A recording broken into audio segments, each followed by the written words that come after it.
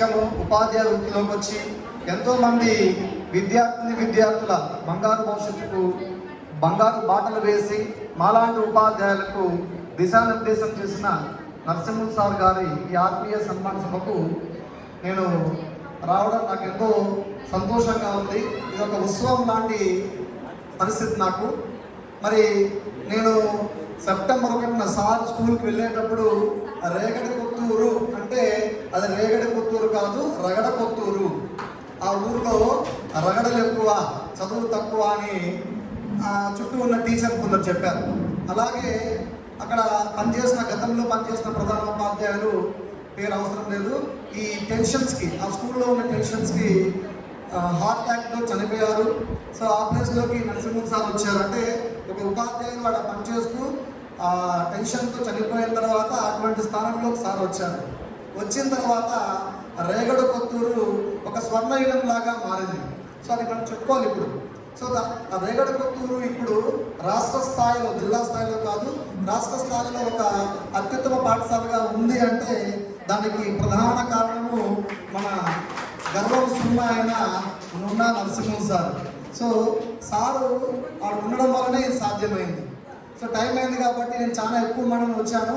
So 4 విషయాలు చెప్పి నేను సార్ యొక్క నిబద్ధతను 4 విషయాలు చెప్పి ముగిస్తాను. సో సార్తో పాటు నేను పనిచేసేటప్పుడు చెప్పాను కదా రగడ కొత్తూరు అని, ఆడికి వెళ్ళినప్పుడు సార్ని చూసి నాకు అనిపించింది ఈ ఊరు రగడ కొత్తూరు కావచ్చు, చెరుకు గడ లాంటి నరసింహన్ సార్ ఉన్నారు, అవసరమైతే తీయని చెరుకు రసం ఇస్తారు, లేకుంటే రగడ చేసే వాళ్ళు భర్తం పెట్టడానికి గట్టి గడలాగా ఉంటారనిపించింది. కానీ ఆ అవసరం లేకుండా విద్యార్థులకు, గ్రామస్తులకు మంచి చెరుకు రసం, తీయటి చెరుకు రసం లాగా సారు అక్కడ పనిచేశారు.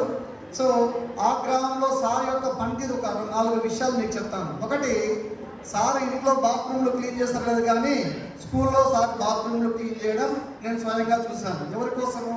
విద్యార్థుల కోసం.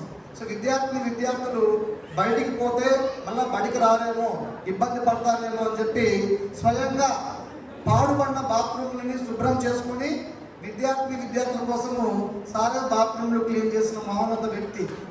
ఒక పని మనిషిని పెట్టుకోవచ్చు, ఖర్చు అవుతుంది. టీచర్లు తక్కువ, 4 టీచర్లని రెట్టింపు, 8 మంది టీచర్లు. ఈ రోజుల్లో పోస్టులు పోయే పరిస్థితుల్లో 4 పోస్టులు ఆ స్కూల్కి తెప్పించాలంటే దానికి ప్రధాన కారణము నరసింహన్ సార్. అలాగే మీకు ఒక ముఖ్య విషయం ఏమంటే, ఈ సమైక్యాంధ్ర సమయంలో మా బడి జరిగింది. అది చాలా మందికి తెలియదు. ఏమి అంటే సమైక్యాంధ్ర సమయంలో పాఠశాలలన్నీ మూతపడ్డాయి, కానీ మేము ఆ పాఠశాల రన్ చేసాం. దానికి కారణం ఎవరంటే దానికి కూడా సార్ ప్రధాన కారణం. ఎలా అంటే ఉదయాన్నే నేను లక్ష్మీనారాయణ 7 గంటలకు వెళ్తాము, 10 గంటల వరకు పనిచేస్తాము, మళ్ళీ వచ్చి సమైక్యాంధ్ర ఉద్యమంలో పాల్గొంటాం. సాయంత్రం 3 నుంచి నరసింహన్ సారు, సర్దార్ సారు మళ్ళీ బడి చెప్తారు అన్నమాట. సో మా బడిని నమ్ముకొని మా ఊర్లోకి వచ్చే 3 ప్రైవేట్ స్కూల్ బస్సులు క్లోజ్ అయ్యి పిల్లలు బడికి వచ్చారు. ఉద్యమం తర్వాత కొన్ని రోజులకి ప్రైవేట్ స్కూల్ రన్ అవడం మొదలుపెట్టాయి.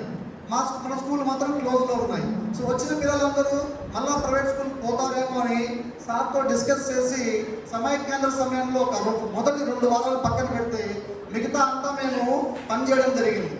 సో అదొక గొప్ప విషయం సారు పనిచేయడంలో. ఇంకొక ముఖ్య విషయం ఏమంటే, అందరూ ప్రైవేట్ స్కూళ్ళకి ఫీజులు కట్టి బడి చేరుతారు, కానీ సారు పనిచేసిన రేగడ కొత్తూరులో గవర్నమెంట్ స్కూల్కి డబ్బులు కట్టి చేరారు. అటువంటి చరిత్ర నాకు తెలిసి ఏ ప్రభుత్వ పాఠశాలకి ఇంతవరకు విద్యార్థులు డబ్బులు కట్టి వచ్చింది లేదు. సో అటువంటి చరిత్ర క్రియేట్ చేస్తుంది Narasimhan sir. So LKG UKG class మనకు స్టార్ట్ చేశారు. అంటే గవర్నమెంట్ స్కూల్లో ఎల్కేజీ యూకేజీ ఉండదు, కానీ స్టార్ట్ చేయించి డబ్బు కట్టి పిల్లలు, మాకు టీచర్లు లేరు చెప్పలేమంటే మేము డబ్బిచ్చి మీకు చదివించుకుంటామని చెప్పి గ్రామస్తులు డబ్బు కట్టి బడికి వచ్చారు. సో ఒక గవర్నమెంట్ స్కూల్కి డబ్బులు కట్టి చేరింది సారు ఒక ఆధ్వర్యంలోని. సో అంతటి గొప్ప పాఠశాలగా తయారు చేయడానికి మూల పురుషుడు నరసింహన్ సార్. సో అంతేకాదు, కొందరు అంటారనమాట, ఉపాధ్యాయ వృత్తిలో రాణిస్తుంటే ఇతను సంసారాన్ని పట్టించుకోడు, ఎప్పుడు స్కూలే అని. అట్లాగా సారు రెండింటినీ సమపాలనలో, ఒకవైపు తన వ్యక్తిగత జీవితాన్ని, కుటుంబ జీవితాన్ని, మరొక పక్క వృత్తి జీవితాన్ని రెండింటినీ చాలా చక్కగా బ్యాలెన్స్ చేసుకున్నారు. సార్ నేను స్వయంగా చూసాం. సార్ కూతుర్ల కోసము, సార్ యొక్క శ్రీమతి గారి కోసము సార్ పడే తపన, సారు 3 గంటలకంట నైట్ పోయి పిల్లల కోసము రైల్వే స్టేషన్లో టికెట్స్ రిజర్వేషన్ చేసుకోవడం కోసము పొద్దున్నే 3 గంటలకే వెళ్ళి క్యూలో ఉండి అంటే కూతుర్ల కోసం ఇబ్బంది పడకుండా రిజర్వేషన్ చేసి మళ్ళీ అంటే 3 గంటలకు వెళ్తే 11 దాకా ఆటో స్టేషన్లో ఉండాలి. అప్పుడు ఆ టైం రిజర్వేషన్ చేసుకుని మరి మధ్యాహ్నం అంటే ఉదయం సెలవు పెట్టిన తర్వాత మధ్యాహ్నం బడికి వచ్చేవాళ్ళు. అలాగే ప్రతిరోజు స్కూల్కి గంట ముందు ఉండేవాళ్ళు. గంట ముందు ఖచ్చితంగా స్కూల్లో ఉండి మేము పోయేటప్పటికి స్కూల్లో ఎవ్రీథింగ్ సెట్ చేసేసేవాళ్ళు. మేము పోయిన తర్వాత డైరెక్ట్గా క్లాస్లోకి వెళ్ళిపోవచ్చు ప్రేయర్ అయిన తర్వాత, ఇంకే పని చేయాల్సింది లేకుండా. సో ఇంకా సార్ గురించి చెప్పాలంటే చాలా ఉన్నాయి, కానీ సార్ అవన్నీ ఏమీ బయటకు చెప్పుకోరు. ఇప్పుడు అసలు ఎవరికి తెలియదు కూడా చాలా మందికి. మేమన్నా సోషల్ మీడియాలో ఫేస్బుక్ ద్వారా వాట్సాప్ ద్వారా షేర్ చేస్తాం, కానీ సార్ ఇంతవరకు ఏమీ దాన్ని చెప్పుకొని అంటే చేసుకున్న దాన్ని ఎవరికి చెప్పుకోకుండా సైలెంట్గా కూర్చున్న మహోన్నత వ్యక్తి. మరి అటువంటి గొప్ప ఉపాధ్యాయుడితో మేము కలిసి పనిచేయడము నిజంగా మా యొక్క జన్మ ధన్యమైందని చెప్పచ్చు. సో ఇంకా చాలా మాట్లాడము, కానీ తమ సమయభావం అయింది కాబట్టి సార్ గారి యొక్క శేష జీవితం విశేషంగా విశిష్టంగా సంతోషంగా ఉంటుంది ఖచ్చితంగా. ఎందుకంటే ఇంత సేవ చేసిన వ్యక్తి ఖచ్చితంగా జీవితాంతము సుఖ సంతోషాలతో ఆయురారోగ్యాలతో ఉంటారని చెప్పి విశ్వసిస్తూ సార్ మీకు మాతో పాటు మాకు ఎంతో దిశానిర్దేశం చేసినందుకు ఈ సందర్భంగా సభాముఖంగా మీకు చేతులకు నమస్కరిస్తున్నాం sir. Thank you very much madam. Sir కోసం మీరు చేసిన త్యాగము మేము ప్రత్యేకంగా చెప్పుకోలేను ఇప్పుడు. సో మీకు కూడా ప్రత్యేక ధన్యవాదాలు. అటువంటి అద్భుతమైన వ్యక్తిని మాకు అందించిన దానికి మీ యొక్క పాత్ర విలువైనది. సో మీకు కూడా ప్రత్యేక ధన్యవాదాలు. అలాగే సార్ గారి కూతురు ఇద్దరికి, సో ఇద్దరు 2 ఆదిముత్యాల వాళ్ళు. So mini and mini and Haripriya ఇద్దరికి ప్రత్యేక ధన్యవాదాలు తెలియజేస్తూ మీ టయాన్ని వృధా చేస్తున్నాను మరొకసారి సార్ చెప్తూ thank you very much. Thank you very much sir.